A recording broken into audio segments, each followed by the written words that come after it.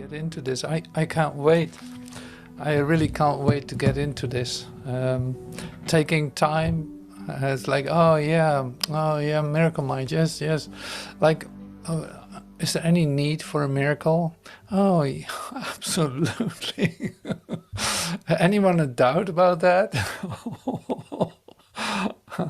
It's like, well, it's my only thing to hold on to. It's like, it has to be a miracle. Otherwise, I don't know. I don't know. It's like, no, nothing else. Absolutely not. I depend completely on the miracle because I have no choice. Or maybe I have a choice. Do I? No, absolutely not. I know I don't have a choice. But anyway, this choice idea is a bit of a theme in the talk that we're going to listen to. And so it's always an illusion of choice. That's what I can already tell. But hey, you choose whatever you want because you will. And you're doing it all the time. All right, so enough with concepts. To get, say, to the miracle mind, to actually open up your miracle mind is a beautiful occurrence.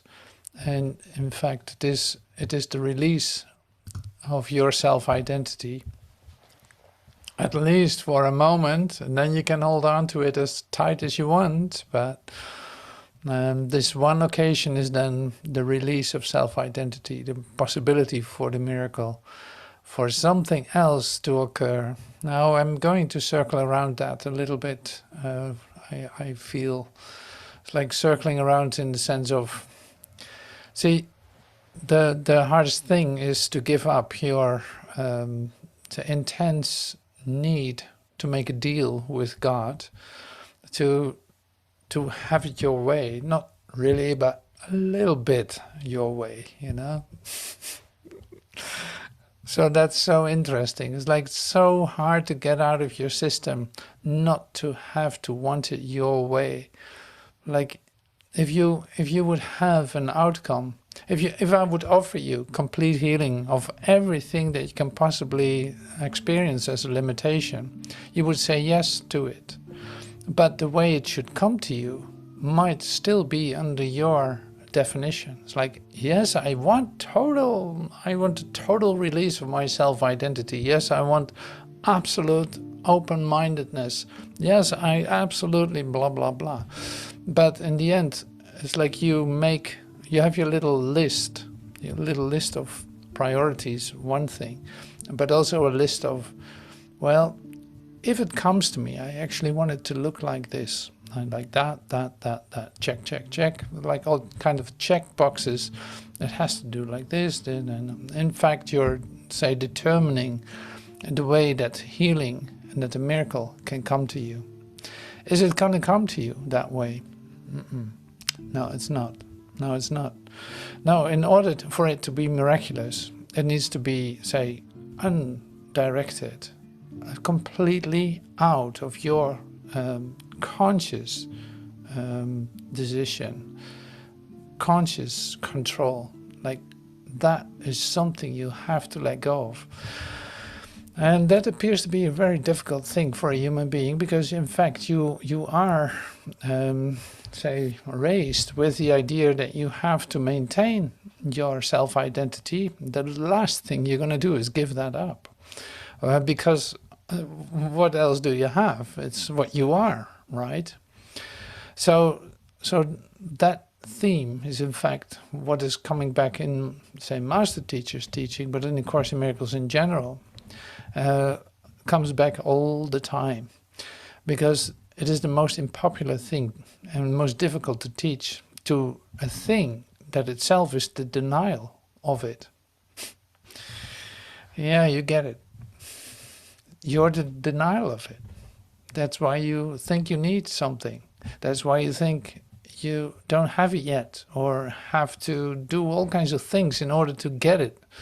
Or say, go follow all kinds of programs in order to receive this, or to, at least you try to get it somewhere so that you can still have your own and have that as well. Now this is what I mean. You try to make a deal with God. It's like, okay, God, yes, I want total reunion with you, but yeah, this. And it has to look like that. My healing has to come this way to me. It has to look like that. And then what is the answer? It's like, what is the answer that's coming to you? In fact, continuously to receive, give all to all. Give all. Give all. To have is to give all. You know, this is the lesson of the Holy Spirit. You want it, you give everything to it. You know, and there's more lessons. I this one just came by. It's like to have, give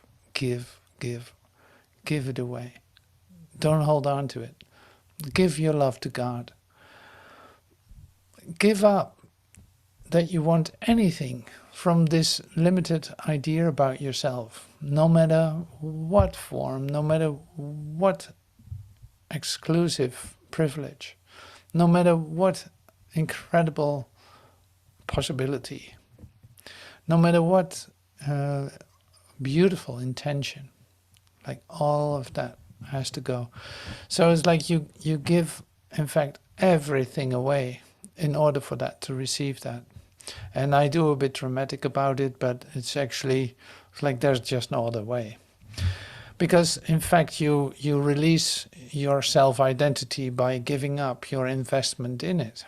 And that's what we practice in the Miracle Mind. So we practice to release our mind from the self-created image. Not that anything will follow after that fits into this self-created image. So this is another part that I hope you hear me. Can you hear this? I could ask the question too. It's like, can you hear this? So you're looking for healing to implement it back into your dream. It's not going to happen. It's not going to work that way.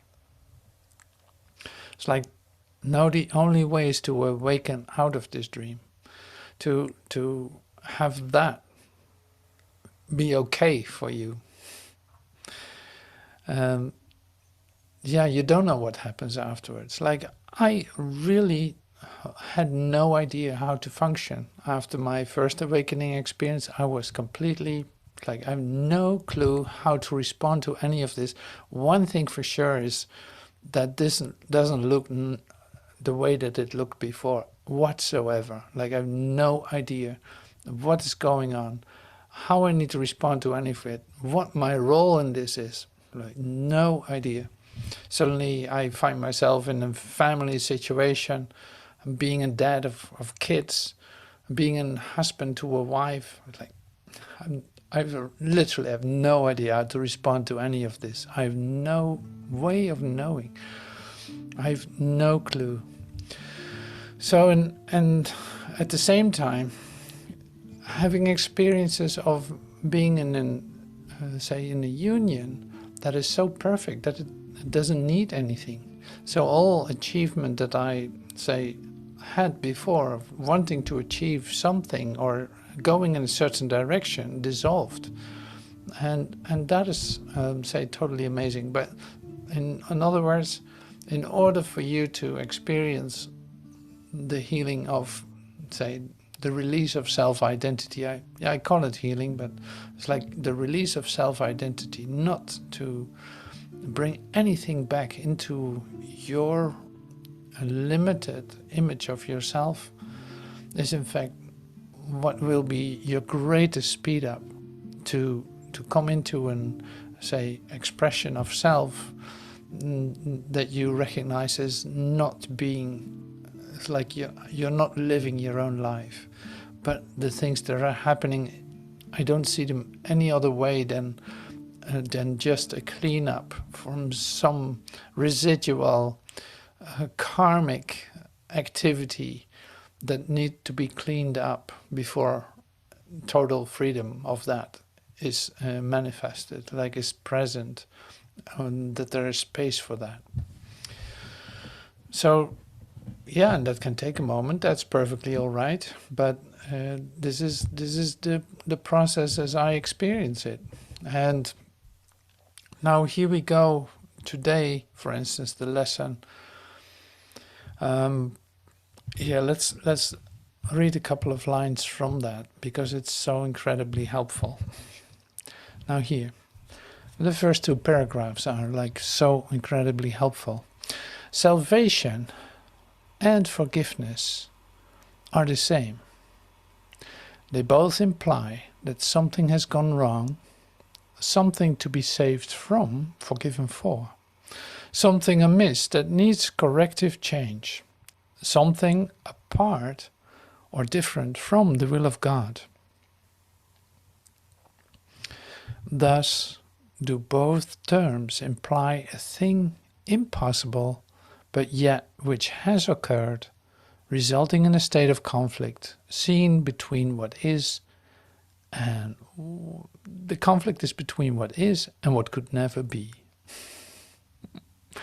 Truth and illusions both are equal now, for both have happened. The impossible becomes the thing you need forgiveness for, salvation from.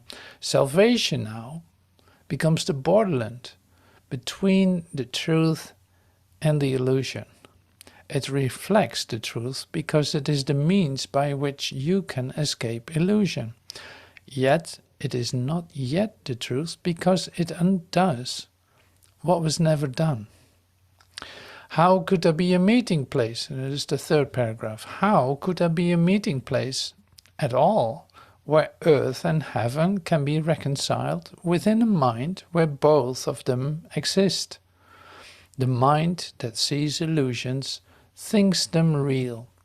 They have existence in that they are thoughts, and yet they are not real because the mind that thinks these thoughts is separate from God.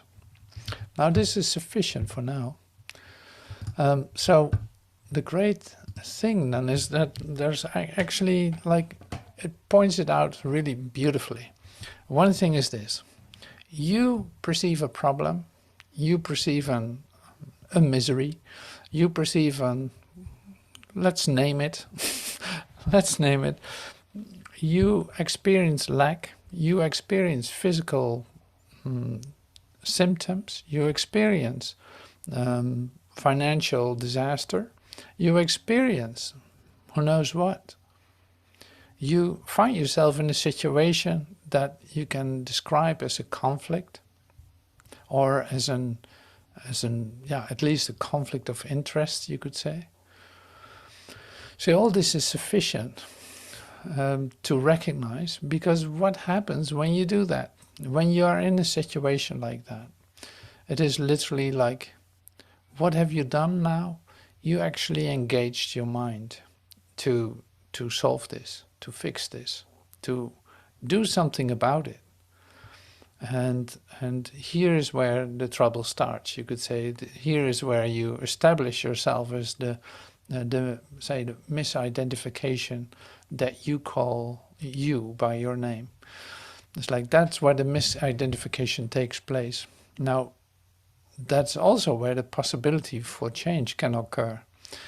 But say we see this later on too. It's like to see the problem for what it is to recognize where it takes place.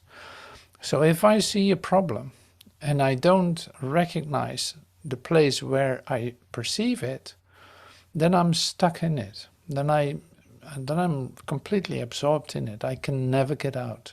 And I will try to find solutions for it. And they will all fail. So that is, of course, like the last thing you want. But say to be willing to recognize it as a problem in a place that does not exist, you could say. Recognizing the problem is engaging your mind in finding the solution.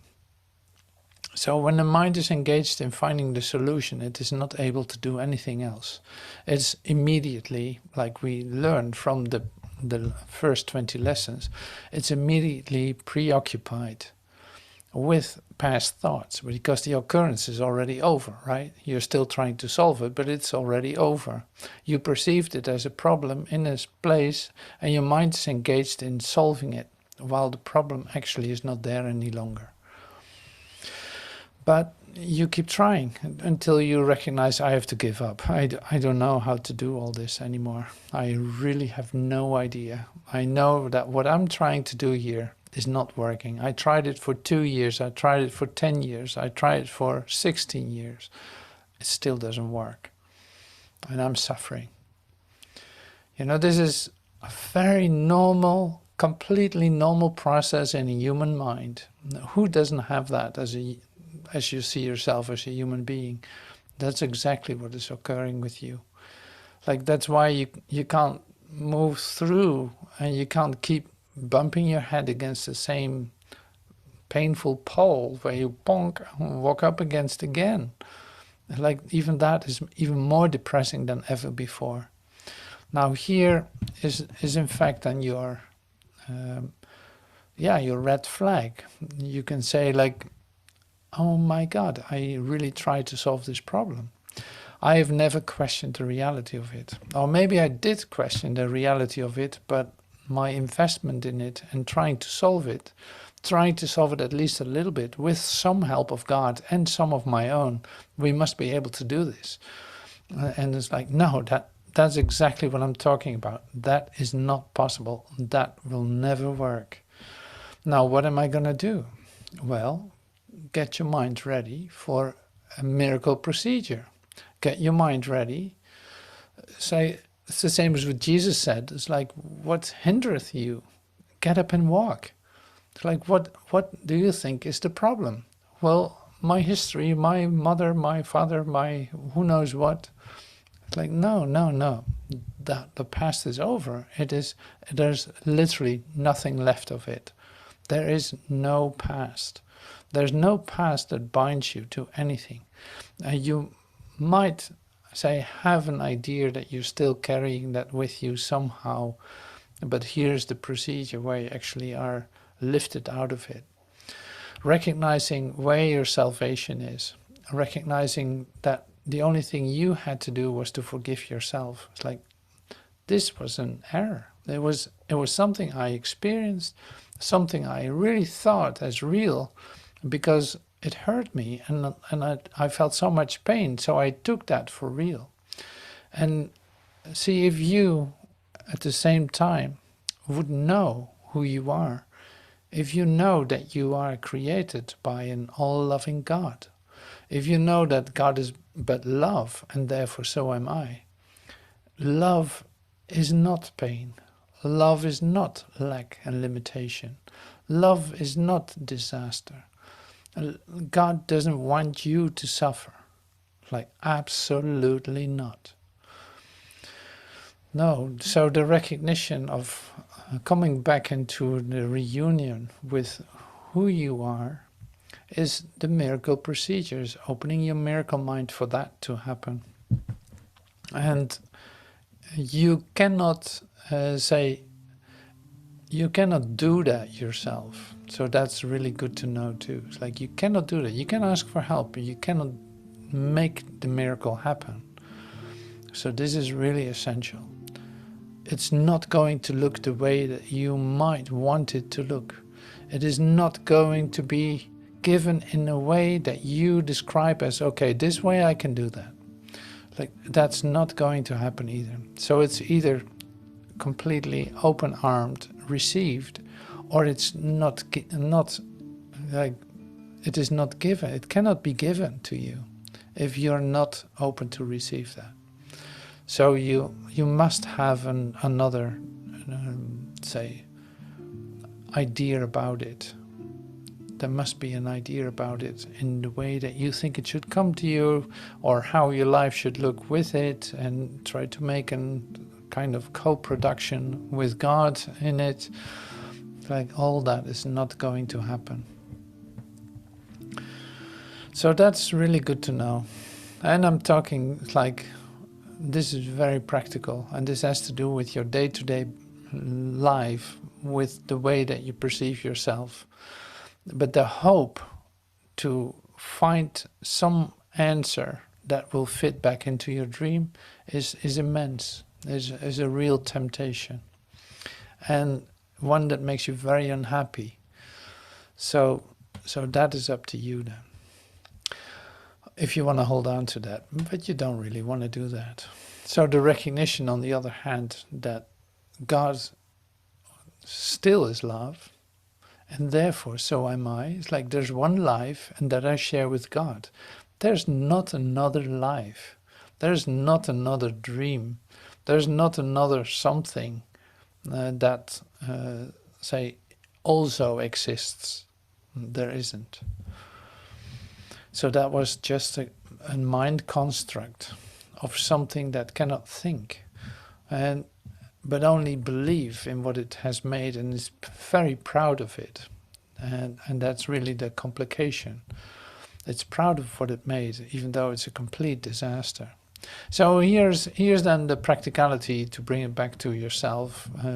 It's like admitting that you have no idea how to solve any of this, that you are completely depending on the miracle, and that you don't care how this is going to look, will be like 5 steps forward, and will be your salvation. Like that will be the way to receive that as salvation.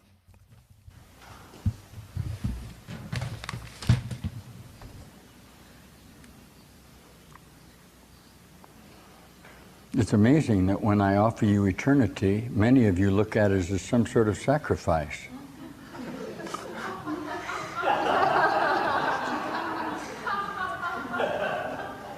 Well, look at all the lovely things I'm going to have to give up.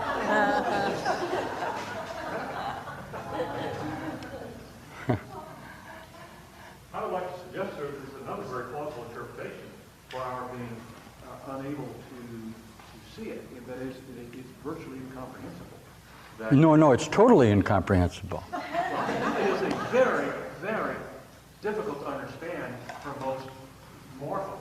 Mortals aren't real, though. A tremendous amount of repetition. More than that, sir, it's impossible for mortals to understand eternity. That's why they're mortal. How many times am I going to have to do it for you? I just keep doing the same thing over for you. Mortality is what time is. Time is constructed not to be eternal. How could it understand it? You're right on. You can make it very difficult, but the idea that it's difficult to come to wholeness is crazy in my mind, not in yours, because you want to construct difficulties in being whole. But why would it be difficult to be everything? Respond. Difficult to be everything? Yeah. That's what you are. Why is that difficult? My experience is I'm one thing at a time. I know. That's why it's difficult for you to be everything. But if you're one thing at a time, you're going to hold yourself in time and suffer the consequences of what you call a conceptual time association. Do you have the power to do that? It's not whether it's good or bad. You're the one that's going to have to look at what? Your determination to hold on to it. Is it valuable for him to do this? Sure. He's a shell. I put him in there to ask these questions.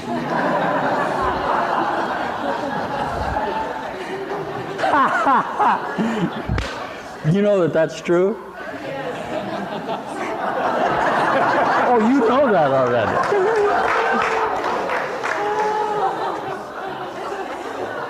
It's a big con game. See, I have to stimulate some sort of response in the conflict that you're feeling. Otherwise, you won't deal with it. That's what I do. But remember that I'll always stay with the constancy, and you will always stay with your determination to die, okay? That's what makes our dialogue finally possible, and I'll call it dialogue in this sense. Because if it's necessary for you to have the atonement or the at-one-ment of your mind, this is what you will be. Remember, though, that you are the denial of your own perfection. This is what I told you this morning. You actually think you have a choice in this matter because your reality is based on choice, which is what sequential time is, isn't it? Choosing between things.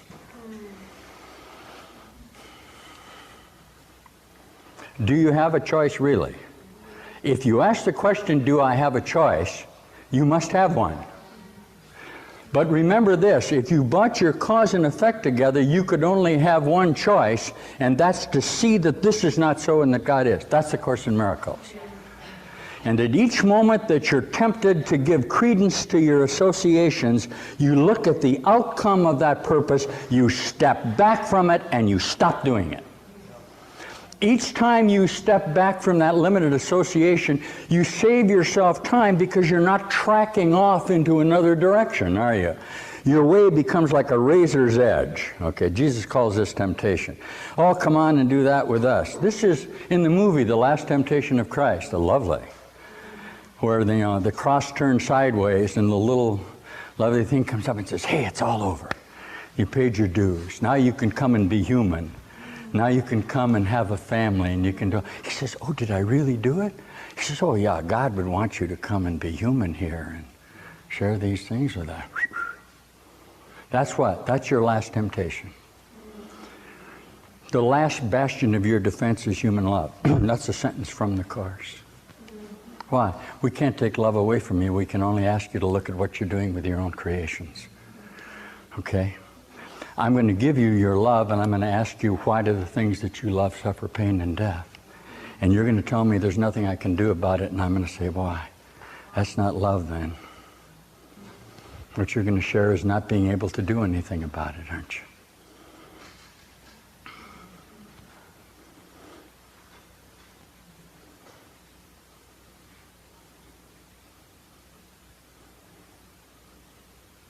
Okay, you guys get familiar to me. Well, did we come into this mess together? Yeah. You were the navigator. In fact, you're responsible for the whole screw-up. I didn't give you that mess. I gave you, see? Isn't that funny? It's a little bit like there was a spot on the white linen tablecloth, and you quick tried to blot it out. And it just kept getting bigger and bigger and bigger. It just kept spreading more and more. Huh? You didn't hear the Ali Ali oxen free. and you came back in, and Jesus says you forgot to laugh. Remember that in the Course? I mean, suddenly it got real serious, see? We were fooling around with the moon maidens. No, that's another one. We landed on this planet. See, this can be anything that you want it to be. All I want to assure you of is that you're living in a time illusion. You must finally see that this is an amnesty bill, that you've been doing jungle warfare, but you've only been combating yourself. There is no battle going on. This is the key to salvation.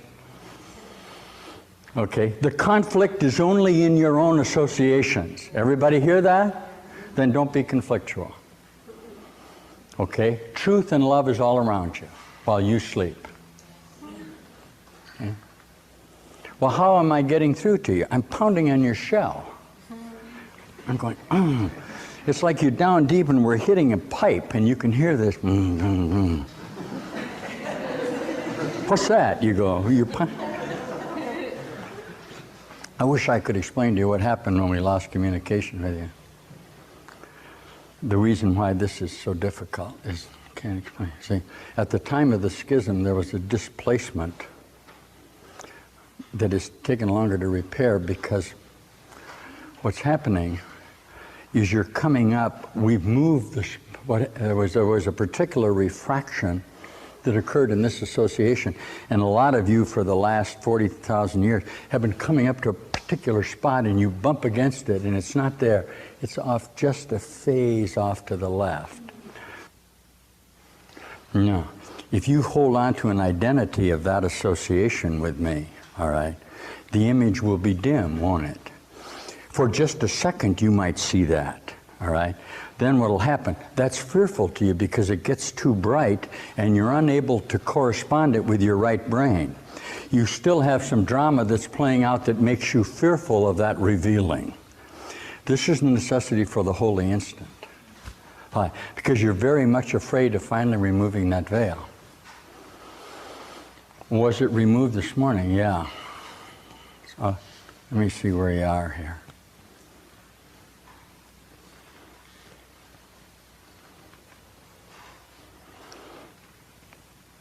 The necessity for this is for you not to think in this association, we're not doing meditation, but to release up to this.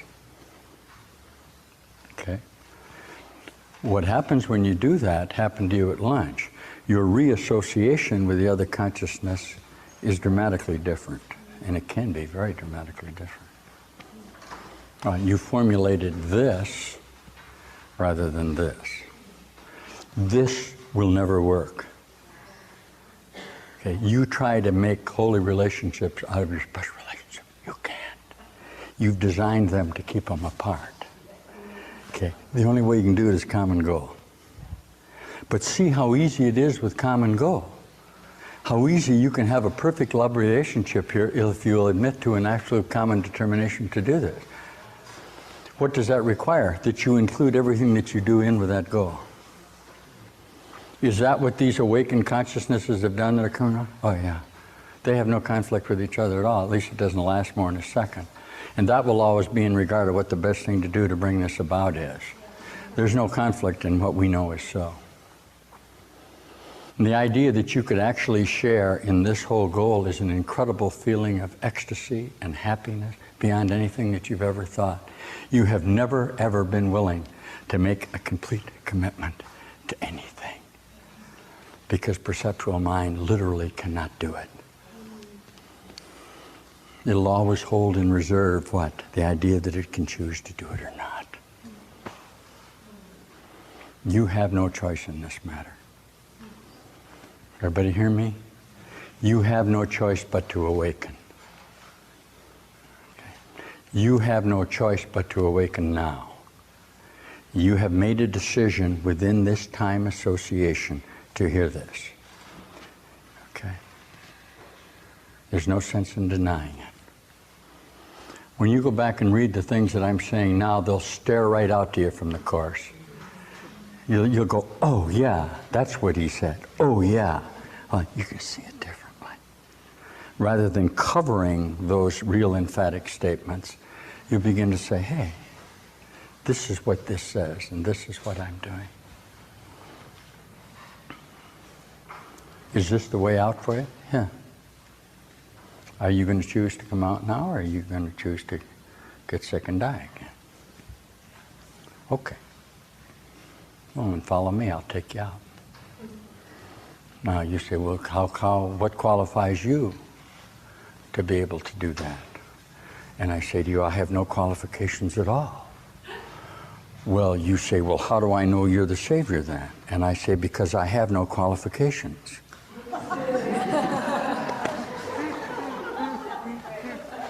Some of you really heard that. I'm totally unqualified to do this. That's why you picked me. Somewhere you had to know there were no qualifications for this.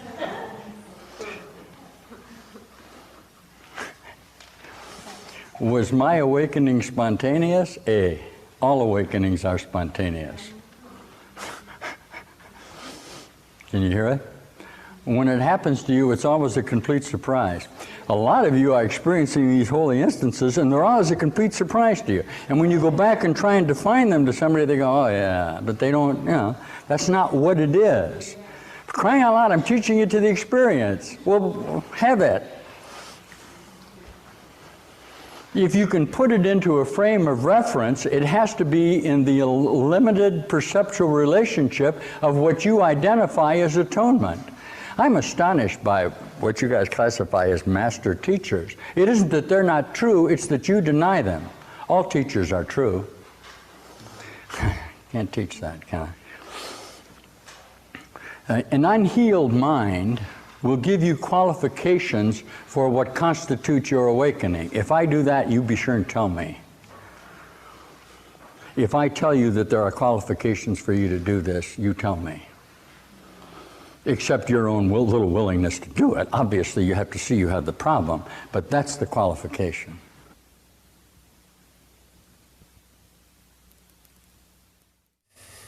All right. I think it stopped here. I didn't go on. So anyway, this is great. So thank you, Master Teacher, for sharing. That's really lovely. So there was a very specific part in it, and I'll see if I can recall it, because that's always the trouble here. It's so short, but that's actually where it actually is about it being really short in time. You know, it's like you allow yourself. It's like when you come into a situation that you think is a problem, you allow yourself time to actually explore the problem. And in that, you invest in it with your attention. You start to put the facts together. You start to organize your thoughts in it. And it's like, oh yeah, that happened yesterday. Oh yeah, this is the consequence of that. Yeah. You know, so it's like you have a narrative. You already have a story. And this you keep doing until you discover that you don't have to do that. And when does that occur? When you're actually aware that you're organizing your thoughts in whatever situation is actually not helpful, while you think you need that in order to exist. So that's, say, an essential part in the practice, to actually not being afraid, because that's where it has to do with, not being afraid of letting it be, letting it go, more than organizing it and making a strategy to tackle it. You know, you don't do that. So it's like, let everything just be as it is for just a moment. Don't come up. Say, in fact, ask for help immediately, because the temptation to pick it up and make something out of it is immense, because that's how we were taught. That's how you were raised. For 40,000 years you have been doing that, as Master Teacher says. Like, that is the thing. So here it is. It's like, there's an occurrence. Now you're going to immediately watch this look at it in a different way. You're not allowing yourself to invest in it, in attention, in the sense of making a story out of it. So that is essential. Now he gives, and this was also one of the things I want to come back to, because this is the healing program we're running. I know this for sure. It's like all of us deal with that. Of course, I speak for myself too. Is this the idea of human love? You know, the idea of human love, thinking that there's a possibility to find it here, thinking that there is a possibility to make your special relationship holy, as Master Teacher says, like, to make your special relationship holy in this plane is literally impossible. So there is a way of, say, recognizing each other and allowing that to teach you what a holy relationship is, by keeping, say, your focus on your holiness. And so that is like the last temptation, to bring you back into your human love, to your human relationships, to think that it will fit in, that it will be easy to combine. So the same as in my awakening experience, suddenly I find myself as a dad of children, as a husband for a wife, and I've no idea how to deal with that, because it's literally impossible. Is there a way out of that? For me, there was no way to deal with that. Like, I had to give that up. And did I do that immediately? No, I did not. Do I regret that? Yes. No, I don't regret it, but it's more like I didn't have to do that. And I saw that the moment that I did it, it's like, oh my God, I didn't have to do this at all. I really thought I needed to bring all that with me, and to, say, do whatever I can in terms of sacrifice to make this happen. I was really, like, really determined to try to make that work. And it failed. Like, it fell apart. It failed. And it was immediately also impossible to do anything with. It's like literally as if it never existed, with the impossibility right there. So, and that is like, it is, in a human sense, it can look very dramatic, absolutely. But in truth, it is like, yes, it is not possible. And that is not possible the way that you think it should be happening. So this is why I'm saying, it's like your need, in fact, or your wish to bring everything back into your three-dimensional relationships or three-dimensional way of thinking or living or existence, and try to combine some miracles in that, try to mix it up a little bit with the spiritual, is literally impossible. It's like, because what you're perceiving is really over, and the miracle is right here, right now. That is like pure presence. It is happening right now. It cannot happen any other way, and it's not combinable because you can literally not hold it. It is literally spontaneous altogether. So in that, there's a constancy that will, say, completely comfort you. It will be your total safety without any kind of hesitation. So it's a total comfort that's being offered. The only requirement for that then is for you not to pick up any kind of situation that you are perceiving, thinking it has a reality, but immediately, say, recognizing it as, oh, I want to see this differently. God did not change his mind. It's like, no, that's impossible. And then go within and seek first the kingdom instead of anything else. It's like, how many times in the last week, for instance, how many times did you immediately respond with going back to withinness? Like, oh yeah, I am my Father are one. Oh yes, the kingdom of God is within me. I really thought something was going on here, something that needed my attention in order to make it all work here, or to not lose my responsibility here. Like, how many times did you immediately go within and make that connection and wait till something opens up in your consciousness? What did you say? What did you say? Like, how many times? Oh, wow. Oh, great. Awesome. See, I'm joking a little bit. That's great. So this is essential in your awakening. So that's why I'm so happy that these little spots are touched, you could say. It's like, oh yeah, don't forget this, don't forget that. Oh yeah, here's your tendency to do this, and it has an origin. It's like it's already forgiven. It is. You have to forgive yourself doing it. You can't help yourself either. It's like, not that you have to keep repeating it, but we don't. Yeah, it's okay that it happened. Now it's over, and so here now everything is like, you can literally let this go. Total here. Do I have a choice? I always have these like simple questions, and then we dive into it and you'll see where it ends. It's so beautiful. It's amazing that when I offer you eternity, many of you look at it as some sort of sacrifice. Look at all the lovely things I'm going to have to give up. Now, we recognize that. I don't need to talk about that.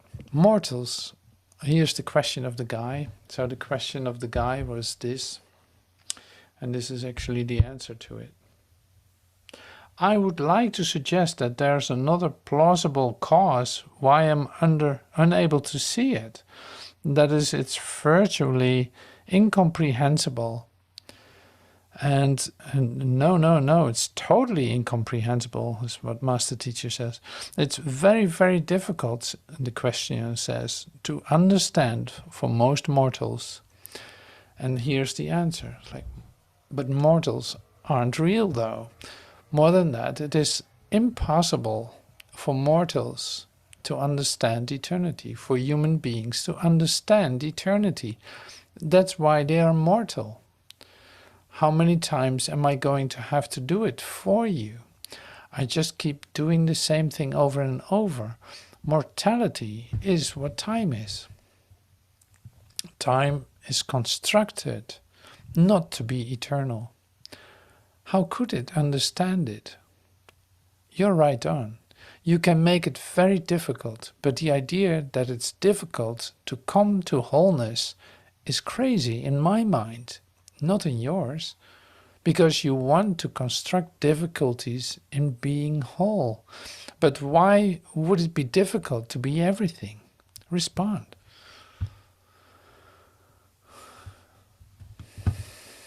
It's like, why would it be difficult to be everything?